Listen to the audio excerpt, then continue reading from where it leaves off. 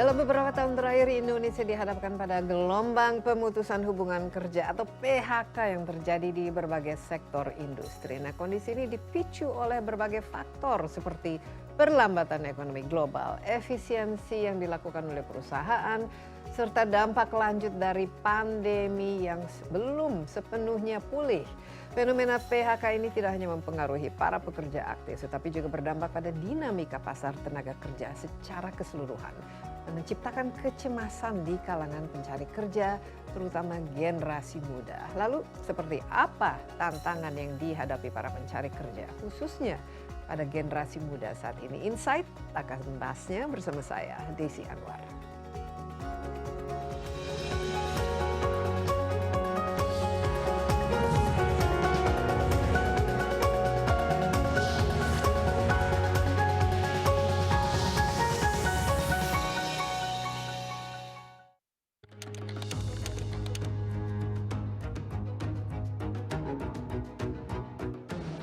Lumayan susah ya, karena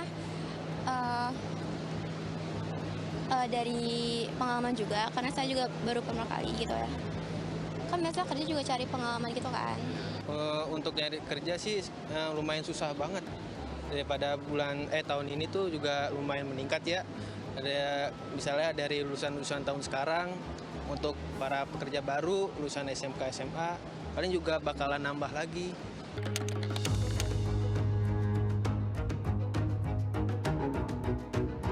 Batas umur paling utama tuh Mas, paling utama batas umur. Maksimal berapa biasanya? Biasanya kan kalau pabrik kan kebanyakan maksimal 25 ya Mas ya. Ya paling enggak itu maksimal untuk batas umur itu saya kira ya 3 sampai 35 tahun, kalau enggak 40 tahun lah. Pertama persyaratan, pasti apa sih namanya, belum menikah atau apa gitu.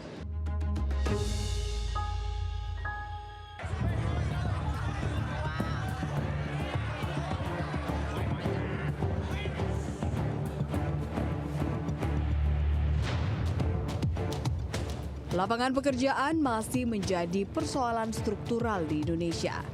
Data Badan Pusat Statistik per Februari 2025 menunjukkan tingkat pengangguran terbuka nasional tercatat sebesar 4,76% atau setara dengan 7,28 juta orang.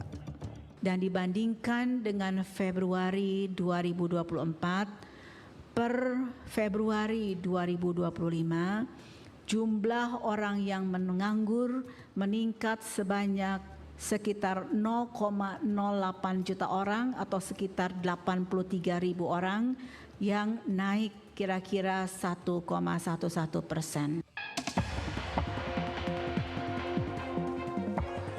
Tingginya tingkat pengangguran terbukti dari membludaknya pencari kerja di Job Fair Bekasi pada akhir Mei lalu.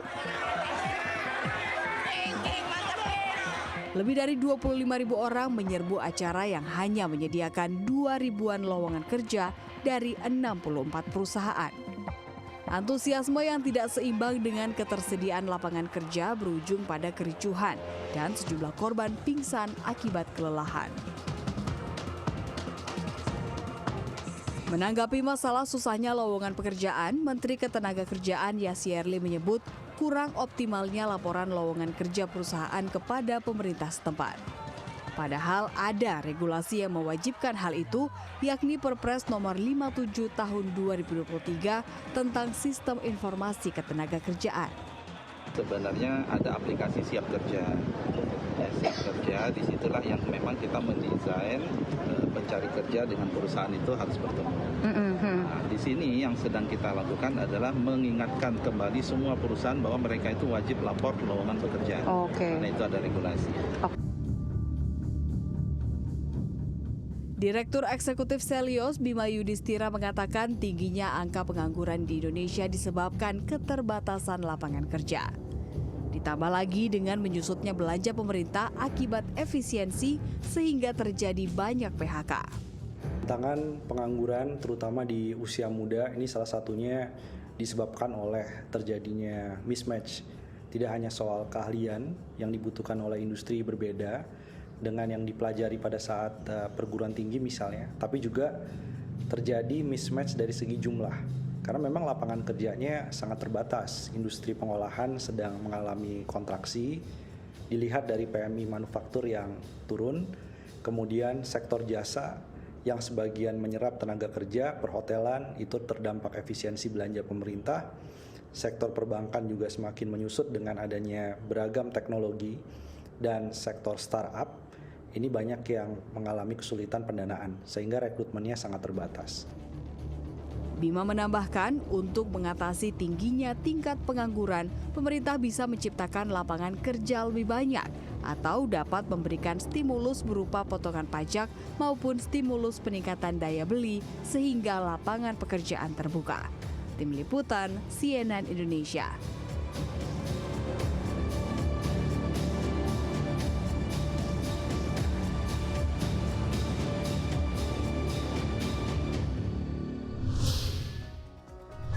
Ya, jelas tingkat pengangguran di Indonesia masih menjadi tantangan besar, terutama pada kelompok usia yang produktif. Setiap tahun, jutaan lulusan baru memasuki pasar kerja yang semakin kompetitif, namun tidak semuanya siap menghadapi kenyataan dunia kerja yang menuntut keterampilan adaptif dan relevan dengan kebutuhan industri. Banyak di antara mereka yang mengalami kebingungan dalam membangun karir dan tidak jarang merasa kehilangan arah. Lalu, seperti apa strategi konkret bagi khususnya generasi muda dalam membangun karir yang berkelanjutan, dan bagaimana mereka mampu dalam menavigasi perjalanan karirnya dengan bijak dan percaya diri? Sudah bersama saya di studio untuk membahasnya Certified Professional Career Coach Valencia Gabriela. Mbak Valencia, apa kabar? Baik, terima kasih sudah mengundang aku nih.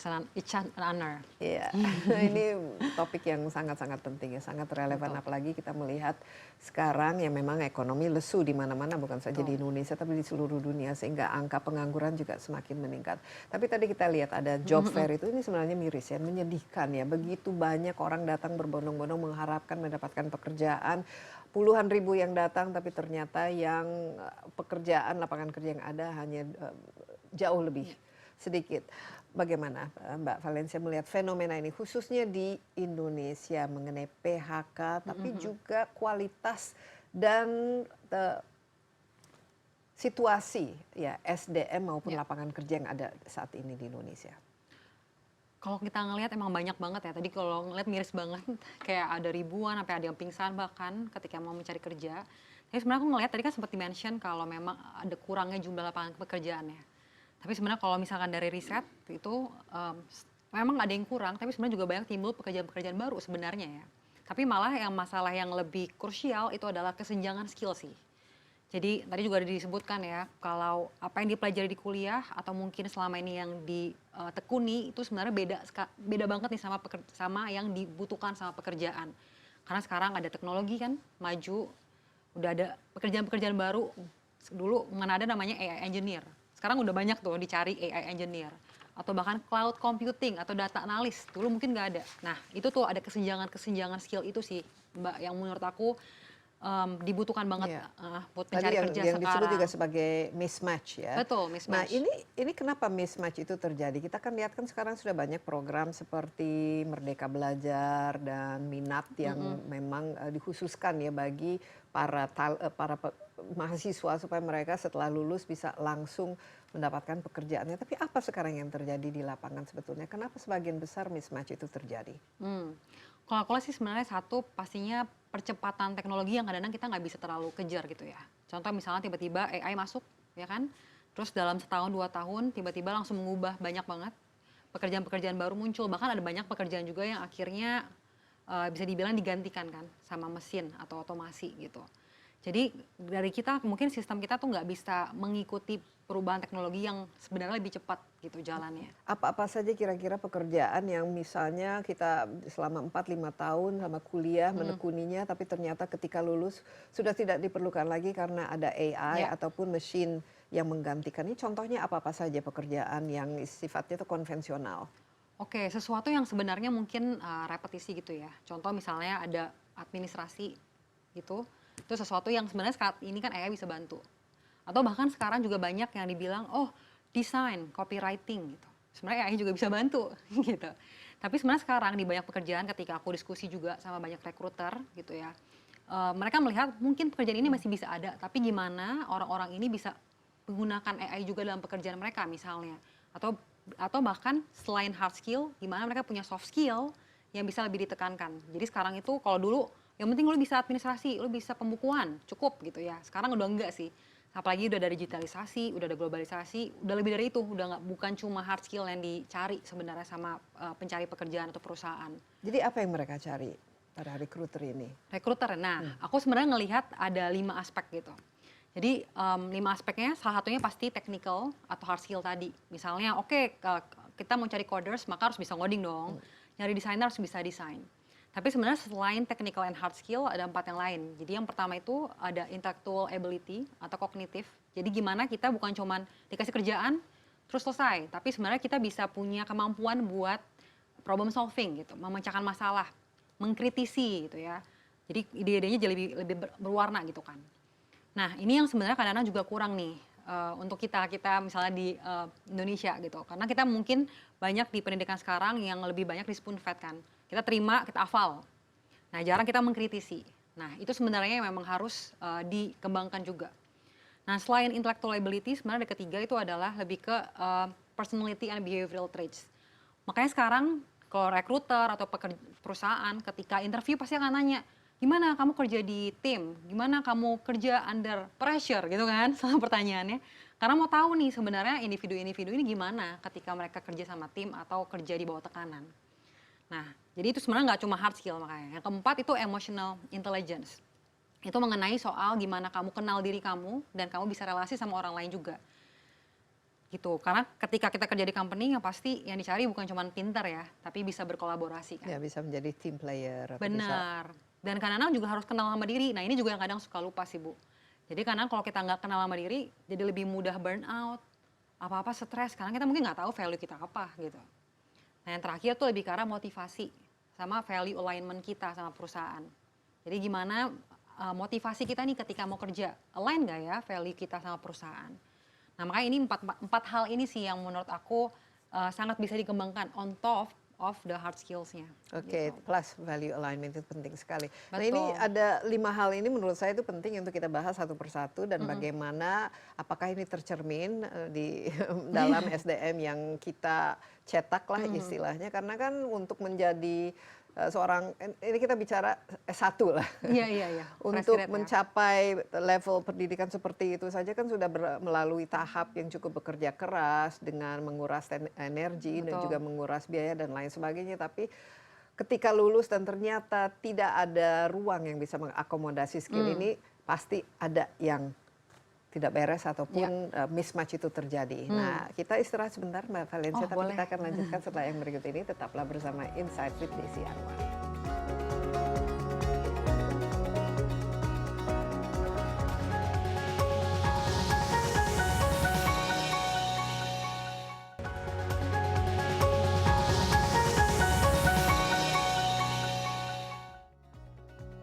Anda masih bersama Insight with Desi Anwar, saya ditemani Valencia Gabriela, career coach profesional. Kita membahas pentingnya menyiapkan hard skill dan soft skill ya untuk generasi muda dalam mencari pekerjaan. Tadi Mbak Valencia, kita melihat sebenarnya gelombang PHK ini memang sudah menelan ya begitu banyak korban, tapi kalau kita lihat dengan jumlah yang begitu banyak adalah biasanya terjadi pada industri yang padat karya, dan ini biasanya terjadi, kita contoh ya tekstil industri atau manufacturing industry, karena pabriknya tutup, perusahaannya tutup atau pindah ke negeri lain dan lain sebagainya. Nah, itu biasanya kan level dari skill yang dibutuhkan itu istilahnya lebih ke yang hard skill, tapi dengan berkaitan dengan industri misalnya.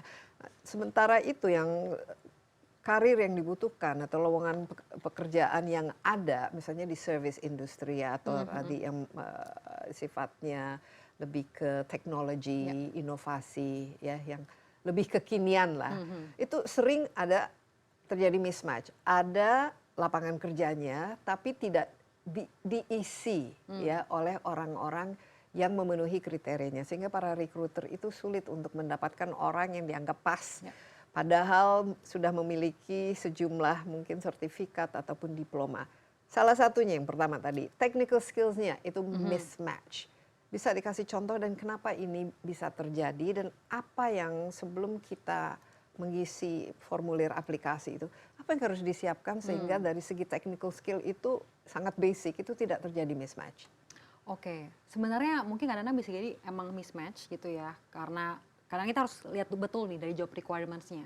Contoh misalnya mau apply sebagai desainer, bukan cuma bisa desain gitu kan, kita harus understand juga kira-kira tools-tools yang dipakai itu apa sih. Nah kadang-kadang mungkin kurang cermat nih kalau aku biasanya sama coach aku lagi diskusi, aku tanya, oh mau jadi UI UX ya atau mau jadi graphic design. Emang apa nih yang harus requirement yang dibutuhkan? Dia bilang, oh ya harus bisa gambar. Terus aku nanya, emang biasanya perusahaan pakai tools apa? Nggak tahu. Nah padahal kan sebenarnya ada tools-tools yang sebenarnya kita bisa kuasai ya. Dan setiap perusahaan juga punya tools-tools yang berbeda, misalnya kayak gitu. Itu satu sih Mbak Desi. Yang kedua sebenarnya mungkin mereka punya nih hard skill-nya, tapi kadang-kadang nggak ngerti cara menceritakan itu gitu. Jadi cuma bilang, saya bisa desain, saya bisa menggunakan tools digital gitu. Tapi kadang-kadang kan perusahaan butuh bukti nyatanya ya. Emang benar bisa desain? Kayak 100 pelamar bilangnya bisa desain gitu. Nah jadi kadang butuh bukti nyatanya. Mungkin caranya gimana? Bisa siapin portfolio. Ya memang harus lebih banyak dikerjakan ya. Tapi itu investasi sih sebenarnya. Bisa bikin, kalau kayak coders, bisa bikin GitHub gitu. Misalnya orang yang suka nulis, ya mereka mulailah buat artikel gitu. Yang bisa desain, bisa bikin portfolio, bisa di Instagram, bisa di Behance, Dribbble, banyak platform-platform yang bisa digunakan sebenarnya. Jadi nggak cuma ditulis gitu hard skill-nya ya, tapi ada bukti nyatanya gitu. Pernah ikut bootcamp ini, training gitu loh Mbak Desi. Nah itu kan biasanya kan yang pertama kan di CV ya. Iya, benar-benar.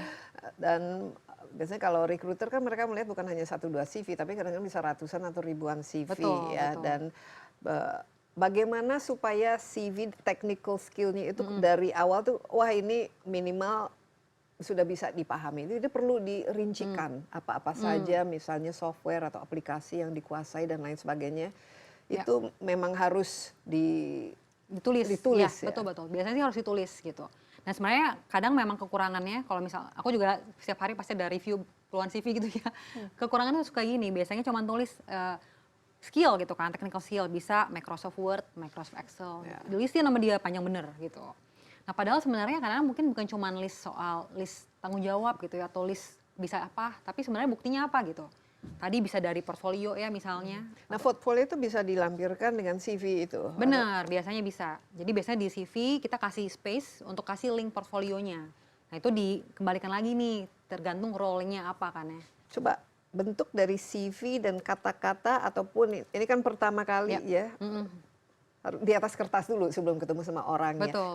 Yang membuat Valencia, wah ini perlu dipanggil nih orang ini untuk diinterview gitu. Apa? Nah sebenarnya yang membuat jadi lebih menonjol gitu ya, ketika dia bisa juga menulis kontribusi dia dan impact yang dia lakukan gitu. Jadi again skill kan penting ya, tapi kan tadi ada 4 item lain yang sebenarnya juga jauh lebih penting gitu. Jadi sebenarnya kita bisa ngelihat, oh bukan cuma menulis misalnya, bertanggung jawab melakukan administrasi gitu. Itu banyak yang ngomong kayak gitu. Tapi gimana dia bisa bilang, oh oke, saya melakukan nih memang administrasi, tapi saya misalnya mencoba gitu, melakukan suatu inovasi sehingga meningkatkan produktivitas misalnya sebanyak 50%. Waktunya tadinya admin kerja 4 jam nih reporting, tapi saya bisa loh bikin suatu reporting yang lebih otomatis, misalnya ngurangin jadi 2 jam kerjanya. Hal-hal yang kayak gitu sih. Tapi kalau misalnya pekerjaannya baru lulus, belum punya pengalaman, biasanya kan tadi disebut, wah salah satu belum apa-apa sudah minta harus punya pengalaman. Sementara ya namanya baru lulus juga belum punya pengalaman, kecuali dalam mungkin ya lingkup yang tidak formal gitu. Apa yang membuat orang itu akan menjadi perhatian bagi para recruiter? Kalau memang belum punya pengalaman kerja, sebenarnya bisa juga dimasukkan pengalaman organisasi atau volunteer sih.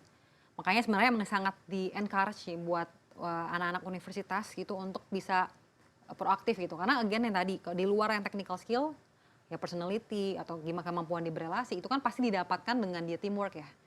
Jadi makanya kalau misalnya ngeliat CV kosong gitu, cuman edukasi doang gitu ya, atau misalnya oh dia udah punya skill, ya biasanya pasti akan ya kalah gitu dibandingkan yang lain yang memang pernah ikut organisasi, atau bahkan dia mungkin gak usah jadi ketua sih, yang penting bisa aktif lah, pernah mencoba hal baru gitu.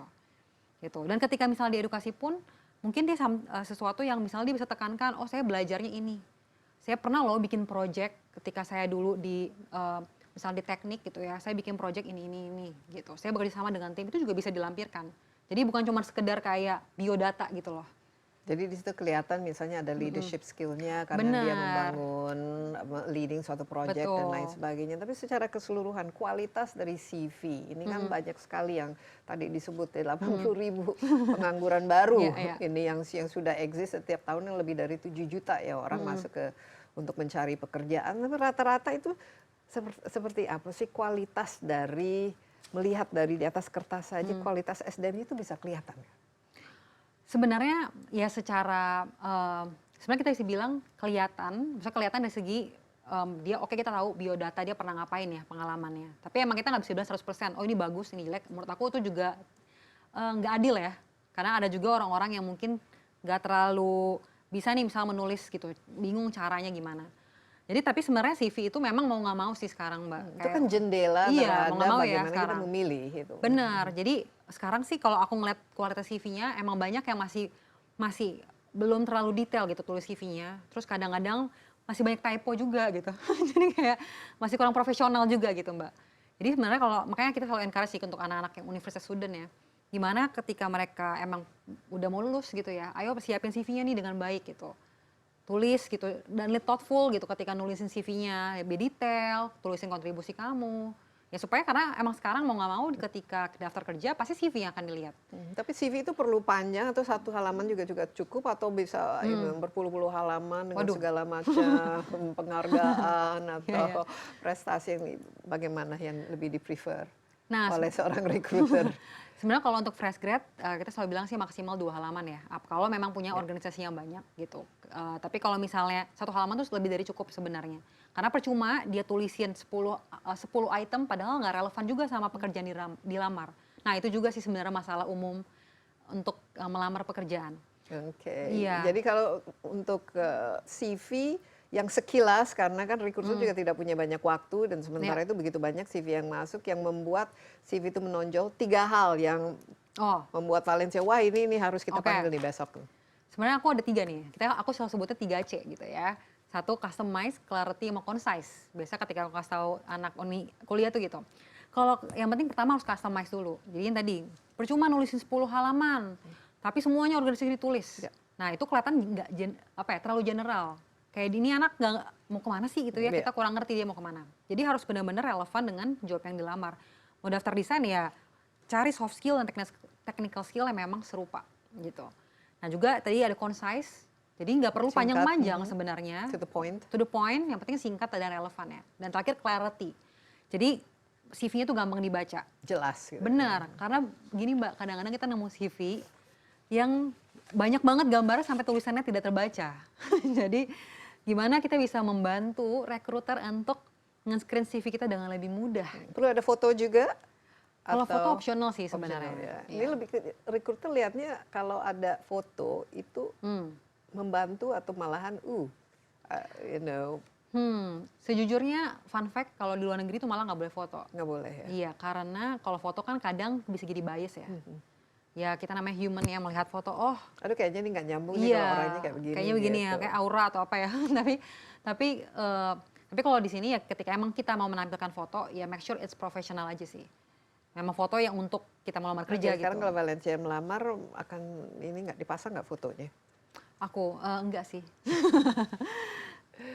Oke, kita istirahat sebentar, tapi masih banyak ini dari poin-poin bagaimana membuat kita jauh nilai tambahnya itu lebih keluar sehingga bagi recruiter juga kita menjadi orang yang dipilih ya untuk mendapat pekerjaannya. Jangan kemana-mana dulu, Insight with Desi Anwar akan segera kembali sesaat lagi.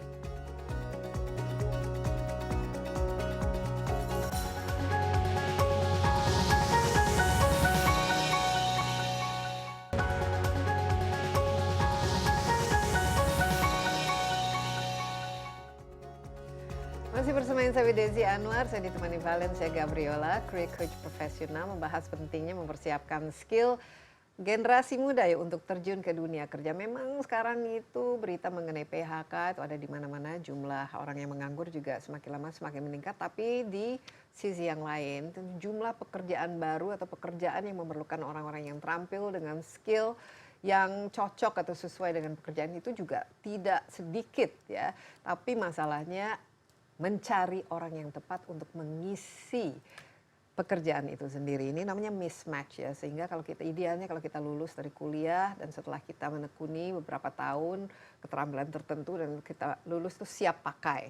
Nah ternyata tidak demikian ya. Tadi ada beberapa aspek yang membuat SDM-nya itu kurang terampil atau kurang cocok ya, karena ada technical aspeknya dan CV ini, biodata ini sangat penting sebagai jendela pertama. Biasanya kalau orang datang kan bawa CV-nya mana. Nah kalau sudah lolos, nah sekarang ini dengan adanya ChatGPT, ada AI dan lain sebagainya, semua orang itu bisa lah membuat CV yang wow gitu. Dengan sudah ada ini tinggal copy paste saja. Sehingga kan next step berikutnya biasanya kan ada interview. Tadi disebut salah satu di mana mismatch itu adalah intellectual ability dan problem solving itu sendiri. Rata-rata ini bagaimana? Kenapa ini terjadi sering mismatch dan di mana, dan ketika recruiter ya menanyakan itu biasanya bagaimana mengevaluasi dan mengakses bahwa nih orang ini kayaknya nggak cocok gitu untuk perusahaan ini. Tapi sebaliknya apa yang membuatnya wow kita harus, ini orang ini pasti akan menjadi aset bagi perusahaan.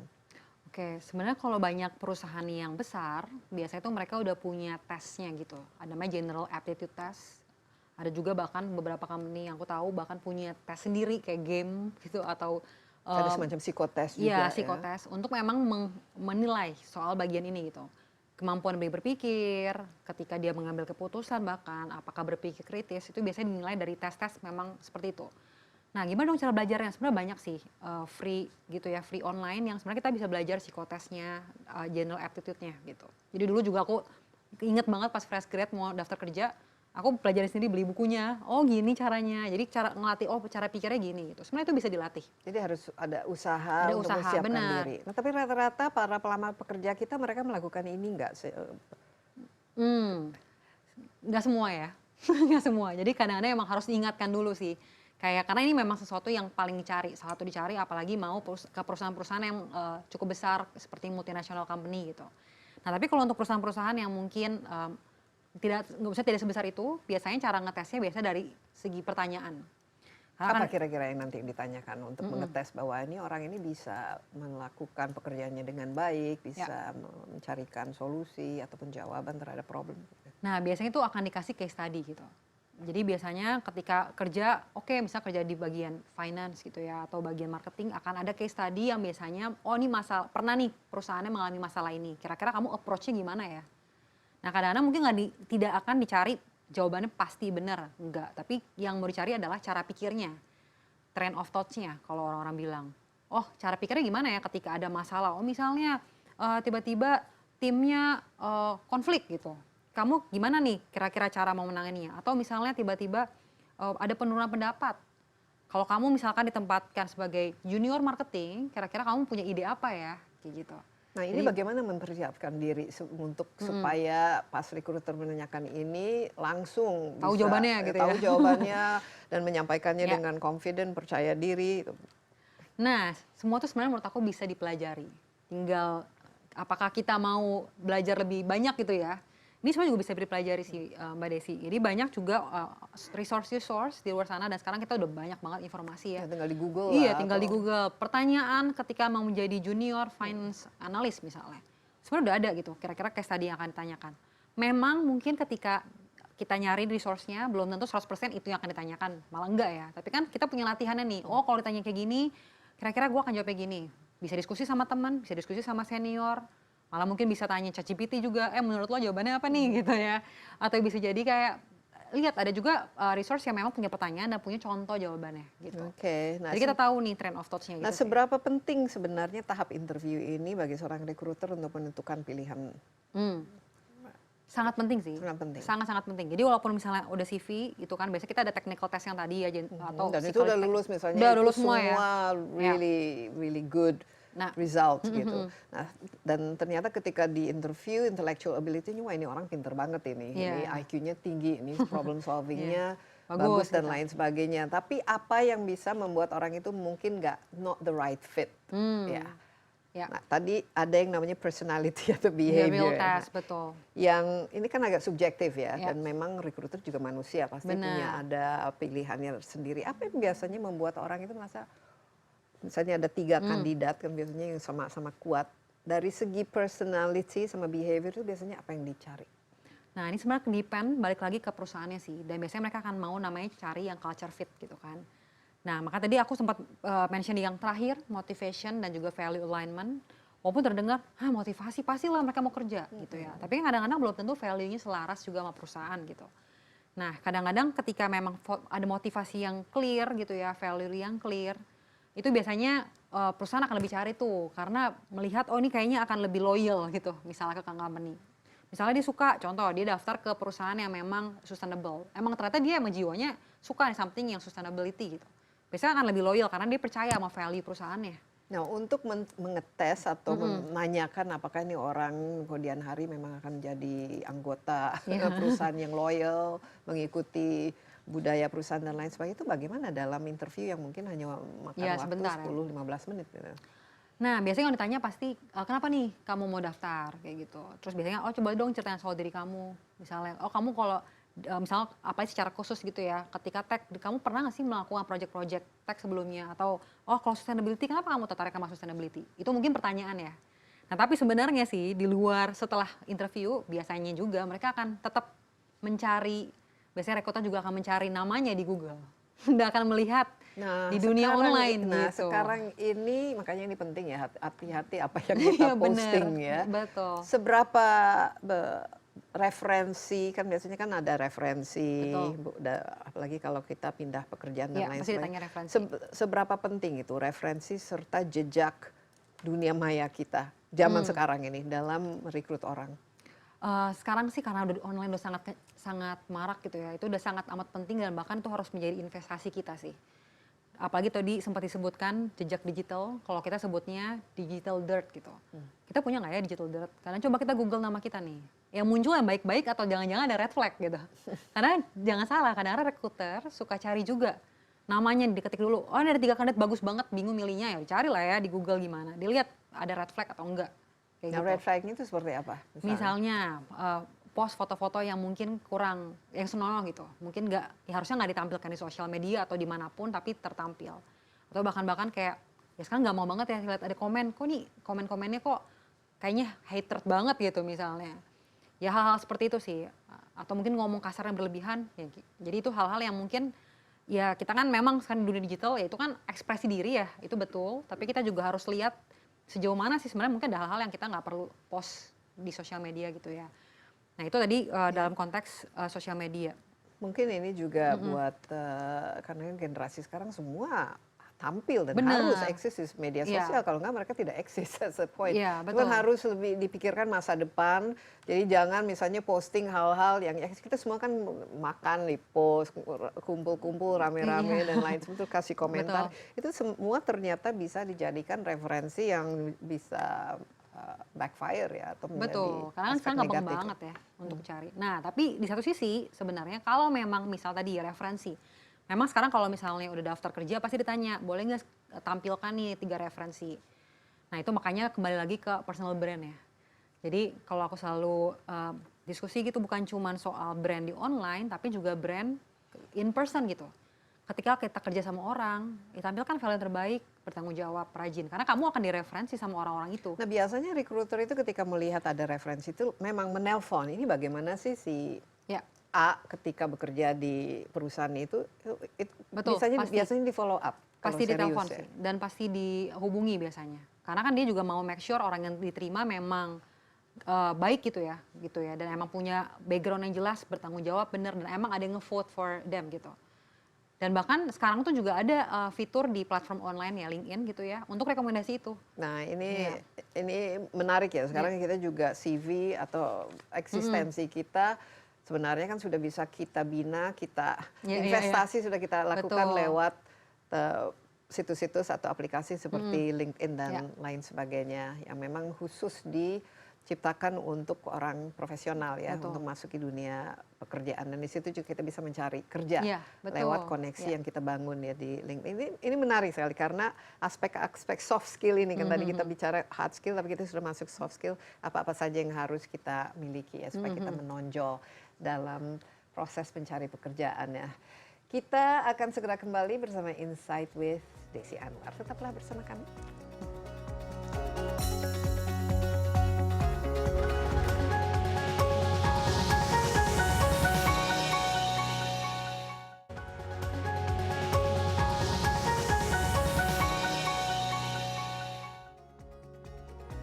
Masih bersama Insight with Desi Anwar, ada Valencia Gabriela, career coach profesional. Kita berbicara mengenai bagaimana kita bersinar ya ketika dipanggil oleh recruiter untuk diwawancara mendapatkan pekerjaan. Memang sekarang ini banyak sekali orang yang mungkin ya kena PHK dan mendapatkan pekerjaan yang baru, tapi sementara kalau kita lihat tadi sebenarnya opportunity atau kesempatan untuk mendapatkan pekerjaan baru itu masih ada, apalagi dengan zaman sekarang itu cukup banyak pekerjaan yang baru yang hadir sesuai dengan kebutuhan teknologi yang berkembang. Hanya apakah kita memiliki keterampilan itu sendiri dan apakah sistem pendidikan kita juga mencetak SDM yang terampil untuk memenuhi kebutuhan-kebutuhan yang sebenarnya itu masih ada. Apalagi kalau sudah tingkat profesionalisme yang dibutuhkan itu cukup tinggi. Kita kan juga di era globalisasi, ya minimal ya, kalau sekarang kita bekerja, mencari pekerjaan tidak punya bahasa Inggris itu menjadi sesuatu yang negatif, apalagi karena kita semua lingkungan kita itu gadget dari segi aparatus yang kita gunakan itu menggunakan bahasa asing, minimal bahasa Inggris. Jadi semua basic itu kan sudah harus kita milihin. Nah sekarang kita di depan recruiter nih, wah semua itu bagus, kelihatannya profesional, siap bekerja, terampil, pintar dan lain sebagainya. Tapi dari aspek ada tadi disebut emotional intelligence atau personality, ini kan agak subjektif ya. Apa yang bisa membuat timbangan kita itu lebih berat untuk diterima ketimbang thanks very much but you know we'll let you know gitu. Khusus dari aspek yang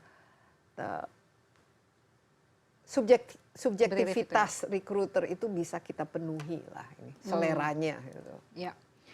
Memang kita nggak bisa pungkiri sih, pasti ada subjektivitas itu ya ketika kita tanya. Tapi sebenarnya kalau kita ngomongin emotional intelligence, itu sebenarnya kan seberapa kita kenal diri kita gitu ya. Kita tahu maunya apa gitu ya.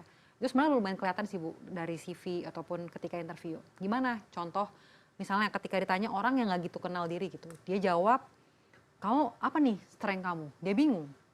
Ditanya, itu kan sebenarnya kurang nggak terlalu subjektif ya. Tanya, apa nih kelebihan kamu?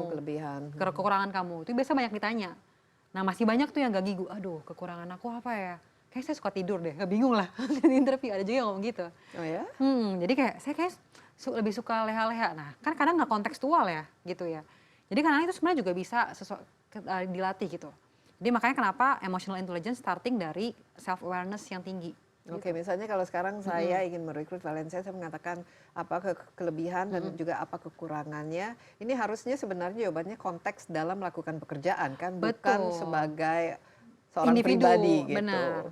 Nah, kadang-kadang juga bingung, apa ya kelebihan saya sebenarnya nggak terlalu punya sih Bu kelebihan. Banyak juga yang sebenarnya dia nggak tahu kelebihannya apa. Nah jadi makanya emotional intelligence itu sebenarnya starting dari kita kenal dulu nih diri kita. Sesimpel sebenarnya apa ya skill yang aku punya gitu. Dan kadang dari situ baru kita akan translate gimana skill itu bisa kita bawa nih menjadi value buat perusahaan itu. Tapi kan harus tahu dulu nih kita bisa apa ya. Terus kira-kira dari segi personality apa nih kelebihan aku. Oh aku jago misalnya komunikasi, aku jago nih persuasi, bukan soal cuma hard skill ya, tapi kenal juga kira-kira apa nih yang aku bagus, apa yang mungkin masih bisa diimprove, gitu. Dan ketika bisa diimprove itu malah jadi ruang belajar gitu. Oke, sekarang misalnya saya menanyakan ya, kelebihannya itu apa? Idealnya tuh jawabannya itu seperti apa kalau bicara mengenai kelebihan? Karena terus terang kan banyak orang, wah kalau kelebihan kan nanti kedengarannya sombong atau ya mungkin saja nggak relevan ya kelebihannya dalam konteks pekerjaannya. Jadi idealnya itu seperti apa menjawabnya, karena ini semua kan harus disiapkan kan. Kuncinya kan persiapan sebelum masuki ruang interview itu sudah punya bayangan secara lah ya. emosional dan secara intelektual. Nah, jadi pertama-tama emang harus lihat dulu nih dari job requirements-nya. Misalnya ambil contoh aku mau menjadi orang finance gitu ya. Oke, memang misalnya background aku ternyata mungkin bisa jadi nggak benar-benar finance gitu. Jadi ketika emang background aku bukan finance, ditanya kelebihan, aku bisa bilang, nah kenapa kamu tertarik finance? Mungkin harus refleksi juga. Oh aku suka nih sesuatu yang menghitung angka, dan aku bagus di situ. Nah ketika ditanya kelebihan kamu bisa bilang kalau, oh aku tuh jago loh dalam menghitung, aku bisa menghitung cepat. Ketika menghitung bahkan orang-orang menggunakan kalkulator, saya tidak. Itu kan kelebihan ya. Saya bisa punya sense ketika baca data. Saya mengerti ketika baca data, saya tahu nih insight yang bisa diambil. Ya gitu. Itu salah satu yang sangat ditonjolkan. Jadi kadang-kadang nggak harus ngomong, oh saya itu bisa finance secara general, tapi kira-kira soft skill atau hard skill apa ya yang dibutuhkan sebagai finance, dan kamu punya nggak? Mana yang kamu punya?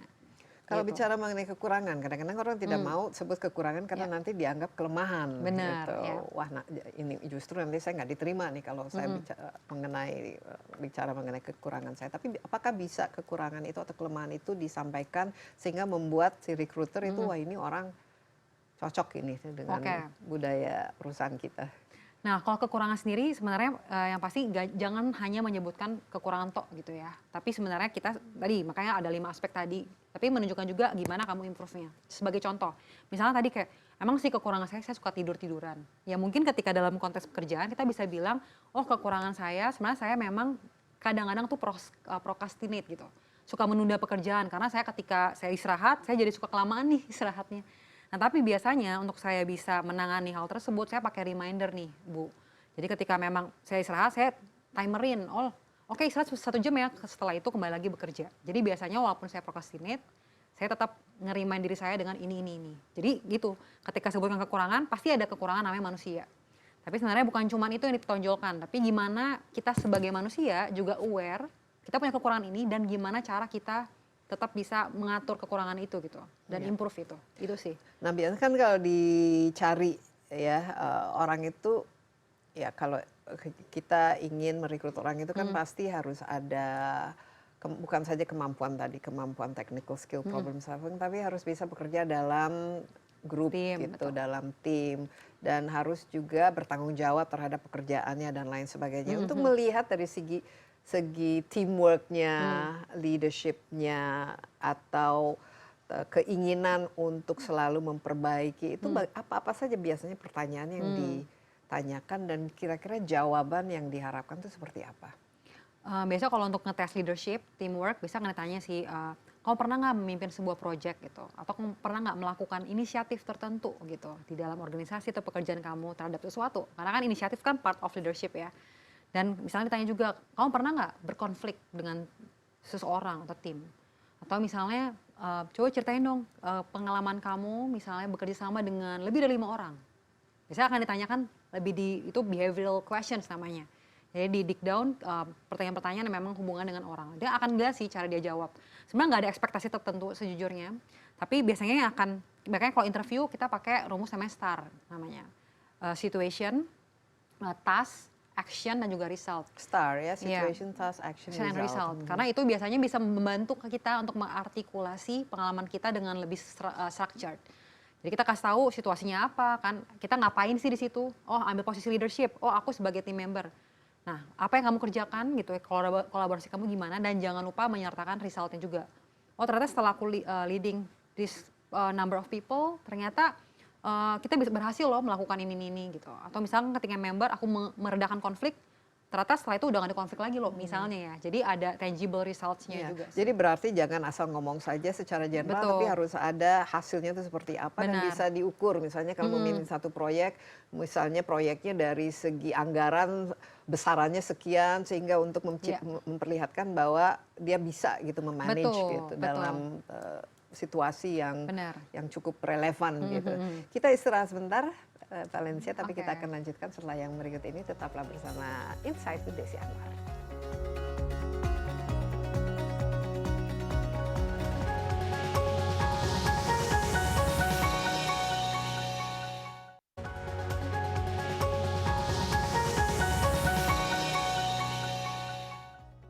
Anda masih bersama Insight with Desi Anwar, saya ditemani Valencia Gabriela, career coach profesional yang akan membantu Anda untuk mendapatkan pekerjaan yang diidam-idami, ya, apalagi bagi generasi muda yang ingin mendapatkan karir yang bagus ya, dan bisa memberikan makna pada hidupnya. Nah, tadi sudah banyak ya 5 aspek itu yang harusnya dimiliki supaya tidak ada terjadi mismatch. Idealnya ketika datang ke sana, semua itu sudah dipenuhi dan kita juga mempersiapkan diri tentu saja. Betul. Ini dari segi komunikasi atau cara kita bersikap menjawab pertanyaan kan juga penting. Katanya dalam suatu komunikasi itu 80% itu lebih ke mungkin 20% substansinya apa yang diucapkan, tapi 80% lebih ke gaya penyampaiannya. Idealnya gaya penyampaiannya seperti apa, dan kalau perlu sampai dari pakaian dan persiapan secara fisiknya katanya first impression matters ya. Matters banget. Bahkan kadang-kadang kalau banyak yang bilang juga gitu ya rekruter, 10 menit jalan ke ruangan tuh sebenarnya udah tahu nih mau diterima atau enggak. Ya itu mungkin subjektivitas ya. Tapi contoh misalnya ketika berjalan dalam ruangan kita harus pastikan juga outfit kita sesuai. Makanya kenapa research itu penting, bukan cuma research soal role, research soal culture-nya, tapi kira-kira biasanya gaya pakaiannya gimana ya? Casual kah? Jadi jangan sampai pas kita casual kita datangnya pakai putih jas hitam sama rok hitam. Jadi kan kesannya nggak culture fit ya. Gitu, karena biasanya apa yang kita pakai kan akan menceritakan juga ya, ini kira-kira orangnya seperti apa. Iya, gitu. cultural alignment ini penting. Betul, Berarti harus ada pemahaman dong terhadap perusahaan yang kita ini. Betul, kita harus lamar. cari-cari tahu dulu sebelumnya. Dan banyak sih sekarang udah digital kan, biasanya kalau di Instagram aja ya atau di LinkedIn udah kelihatan nih live at titik-titik, kita bisa lihat nih pakaian-pakaiannya kayak gimana, budayanya seperti apa gitu. Dan tampil di LinkedIn ini sekarang perlu ya, mutlak ya harus ada gitu profil kita di LinkedIn. Maksudnya jangan hanya di IG sama TikTok saja. Betul. Justru lebih orang akan melihat LinkedIn ya. Saat ini iya sih, karena kan sekarang situs profesional yang cukup besar itu LinkedIn ya. Jadi apalagi kita mau masuk ke dunia yang profesional gitu ya, untuk fresh grad, biasanya memang LinkedIn itu dibilang ya itu sesuatu investasi lah. Karena sekarang rekruter kalau apa-apa misalnya mau cepat juga carinya kan di LinkedIn, buka job juga di LinkedIn gitu. Jadi LinkedIn itu sebenarnya sangat di-encourage ya untuk kita punya dan lengkapi ya. Kadang punya doang Bu masalahnya, tapi kagak pernah dilengkapi juga Dan gitu. harus di-update tentu saja Di-update, terus-menerus. betul. Iya. Nah, seberapa penting network khususnya di Indonesia ini karena ya tatap muka atau siapa yang kenal orang dalam mungkin dan lain sebagainya, itu seberapa besar pengaruhnya terhadap kita diterima atau tidak, misalnya saya kenal loh ini saya saudaraan sama ini kan oke mungkin KKN kan bukan sesuatu yang baik ya, tapi apakah ada benefitnya kalau kita punya network baik di perusahaan itu maupun network di industri itu sendiri? Nah nggak dipungkiri sih, makanya tadi banyak yang bilang kamu mah privilege gitu ya. Nah tapi sebenarnya kadang-kadang pikir-pikir ya justru ketika kita punya privilege, dan kita memang harus mengutilize ya privilege tersebut. Malah kita mungkin harus menciptakan privilege itu. Karena memang pekerjaan itu banyak yang dipublikasikan, tapi lebih banyak lagi juga yang sebenarnya nggak dipublikasikan. Nah ataupun ketika dipublikasikan, mereka akan tetap prefer orang-orang yang memang direkomendasikan atau kalau bilang referral. Karena udah kenal nih, udah tahu, udah kenal kerja bagus, rajin, itu akan diprioritaskan dibanding yang kita nggak kenal kan sebenarnya seperti apa. Makanya penting banget untuk perluas network, dan itu emang kadang-kadang dari fresh grad juga merasa kan belum perlu, saya nggak manajer ya, saya nggak perlu lah. Tapi sebenarnya itu penting banget gitu untuk bisa sesimpel ikut komunitas, misal kamu mau komunitas finance, banyak komunitas finance, marketing bisa gitu. Terjun aja ke komunitas-komunitas yang Jadi kayak semakin gitu. orang yang kita ketahui semakin banyak, apalagi di Betul. bidang yang dimana kita inginkan pengen itu tekuni. semakin baik ya. Nah, apa saja kan ini biasanya recruiter yang menanya, bukan berarti kita tidak boleh bertanya dong. Apa-apa saja yang perlu kita tanyakan kepada recruiter ketika kita melamar? Boleh nggak langsung berapa sih gajinya gitu, atau boleh nggak saya dapat digaji sekian? Itu biasanya kan orang ujung-ujungnya itu. Tapi bisa pertanyaan-pertanyaan yang membuat recruiter justru wah ini orangnya cocok, Bagus ini gitu ya? bagus karena dia pertanyaannya sangat konstruktif dan Sangat boleh sih Bu, justru sebenarnya biasanya akan ditanyakan lagi kayak, oh kira-kira ada pertanyaan nggak? Dan itu sangat dinilai. Kalau orang yang ditanya, kalau orangnya diam aja, mungkin terkesannya ini sebenarnya antusias nggak ya kerja di sini. Justru kadang kalau dengan kita bertanya, kelihatan bahwa memang kita itu antusias gitu. contoh pertanyaan Yang bagus ya.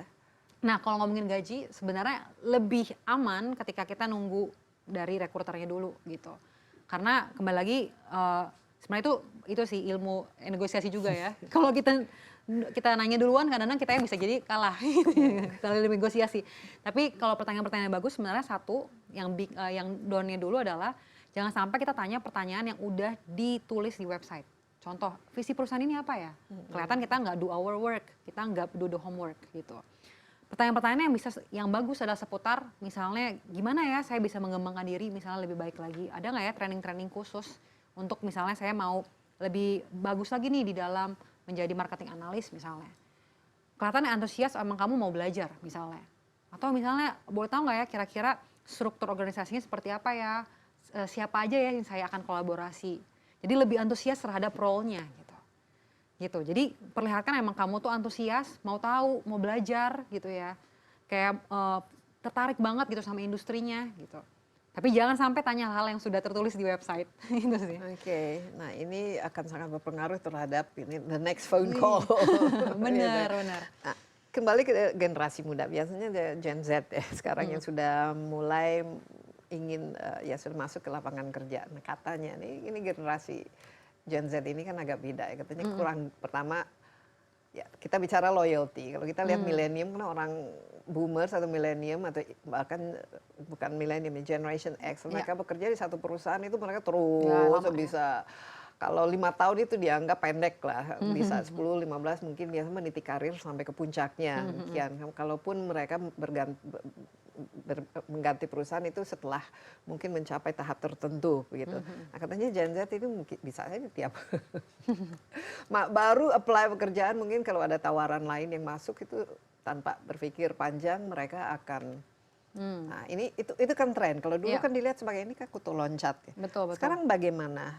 Sementara yang rekruternya itu kan biasanya masih Gen X atau yang milenium yang agak tua lah istilahnya, mature. Kualitas dari Generation Z ini supaya kita juga tidak bisa ketinggalan tren, karena Gen Z ini mereka sangat kreatif, sangat digital native dan lain sebagainya. Benar. Sebenarnya kita harus memperhatikan dari sisi yaitu ya style atau tren dari cara kerja kali ya. Gen Z itu seperti apa sih? Banyak dari mereka kalau aku tanya, karena sekarang aku memang banyak kerja juga sama anak-anak Gen Z, kayak mereka selalu bilang, oh saya mau value work life balance, yang mungkin dulu nggak disebutkan ya. Dulu mah kita kan kerja aja ya, ya work gitu kan. Yang penting kita kerja, belajar, kerja ya udah gitu. You don't have a life when you work. Kalau perlu nggak pulang-pulang. Betul. Nah kalau sekarang kan nggak bisa tuh. Value itu tuh udah kebanyakan di Gen Z gitu. Nah jadi gimana kita sebagai perusahaan gitu ya bisa menyimbangi itu sih. Mungkin gak yang kayak ya udahlah main-main aja, enggak juga ya. Tapi gimana kita masih bisa memberikan itu value itu gitu ke Gen Z. Jadi mungkin kayak give or take lah. Jadi dari Gen Z-nya juga memang harus belajar juga untuk ya istilah mindset-nya jangan mindset langsung mundur gitu ya, tetap mindset maju. Itu ya makanya kenapa harus banyak training gitu ya, ada self awareness lagi. Tapi sebenarnya di satu sisi dari perusahaan juga gimana bisa menyediakan tempat yang memang lebih nyaman sih buat Gen Z itu. Gitu, dari tadi ya mengerti value yang Nah perusahaan sudah mulai ke arah situ nggak? Karena sebenarnya kan ini nilai-nilai yang mereka lihat ini nilai yang wah kalau zaman saya waktu muda tuh nggak ada itu harus ada break setiap ini dan boleh pindah kerja setelah 6 bulan dan pasti recruiter berikutnya akan melihat ini kenapa gitu ganti-ganti pekerjaan. Tapi sekarang ini menjadi sesuatu yang jadi normal. Berarti kan perusahaan kan juga sudah beradaptasi. Benar. Banyak sih perusahaan sebenarnya aku ngeliat sekarang udah makin beradaptasi ya. Misalnya contoh ketika misalnya di dalam suatu opini, kalau dulu mungkin lu kerjain apa kerja gitu. Sekarang banyak perusahaan yang aku ngobrol, mereka akan nanya pendapat. Karena Gen Z tuh orangnya suka menyuarakan opini kan. Jadi kita harus make sure they are heard gitu. Contoh seperti itu. Atau misalnya kayak ngomongin, oke Sabtu Minggu nggak diganggu ya. Atau misalnya mereka teraspirasi, orang bilang kan mau pindah-pindah kerja. Ya udah di dalam company dibuat suatu program di mana employee misalnya bisa internal move gitu. Dibanding mereka pindah ke kerja ke company lain, ya mereka mungkin bisa internal shift kayak gitu. Jadi sebenarnya udah lebih banyak company sih beradaptasi terhadap itu ya. Gitu. Kalau terakhir untuk advice untuk Gen Z itu sendiri yang kebanyakan sekarang mencari pekerjaan, kita recap ya, 3 hal yang paling penting dan harusnya menjadi prioritas. Memang mungkin prioritasnya pokoknya ya pekerjaan ini kalau bisa jangan saya harus bangun pagi atau yang harus lebih banyak ininya lah work life balance-nya dan lain sebagainya. Mungkin apa yang harus dipahami karena yang memberi pekerjaan ya terus terang memang generasi yang lebih tua dari mereka. Seperti tidak ada bukan mismatch saja, tadi tidak ada gap dalam ekspektasi dan juga dalam implementasi. Berarti ini dipahami dari sisi Gen Z-nya ya? Iya. Nah sebenarnya kalau dari sisi Gen Z memang yang selalu aku juga utarakan ke coach-coach aku yang kebanyakan Gen Z gitu ya. Yang pasti yang pertama kadang-kadang itu kita punya ekspektasi benar, tapi kita juga harus mengelainkan ekspektasi kita gitu. Karena kadang-kadang ekspektasi kita terlalu tinggi. Aku maunya gaji segini, work life balance, kerjaannya libur bener dan skop kerjanya gak ganti-ganti. Nah kemarin baru berapa lama lalu ada yang coaching sama aku bilangnya, ya nih kak aku baru masuk kak tapi skop kerja aku diganti-ganti nambah-nambah terus. Terus aku nanya emang kenapa? Oh ternyata memang perusahaannya lagi restrukturisasi gitu. Nah langsung mengeluh gitu kan, saya mau resign katanya. Nah Nah, seperti itu itu dia sih. nggak punya grit katanya. Iya, kalau Gen Z nah itu. kadang-kadang mungkin itu sih yang kita beri pengertian ke Gen Z juga gitu ya. Kalau memang ternyata kita punya ekspektasi, tapi kadang-kadang apa sih yang kita cari, apalagi di early career. Bisa jadi mungkin bukan gaji gitu ya, tapi gimana kita bisa adopt skill kan, kita bisa belajar gitu. Karena skill ini yang akan kita bawa untuk nanti ke depannya yang kalau kita misalnya makin berkarir ya gajinya makin tinggi gitu. Skill dulu gitu. Nah, jadi kadang-kadang itu yang harus kita ingetin lagi sih ke anak-anak Gen Z ini.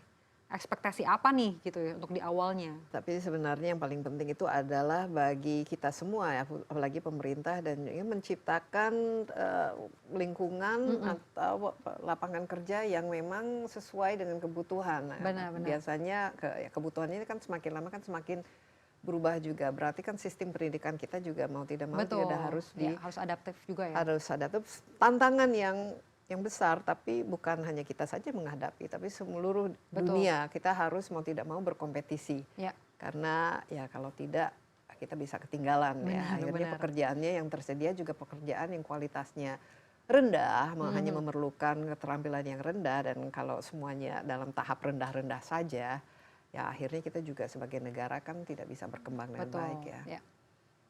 Padahal banyak sekali pekerjaan yang berkualitas tinggi dengan salary yang juga bersaing itu. Betul. Asal ada orangnya. Iya, dan gimana kita bisa ya upgrade orang-orang ini juga nih, gitu ya. Tugas kita bersama, betul Bu. Iya, Valencia terima kasih banyak atas coachingnya, kita banyak belajar ini. Terima Kita kasih betul-betul mendapatkan insight yang luar biasa.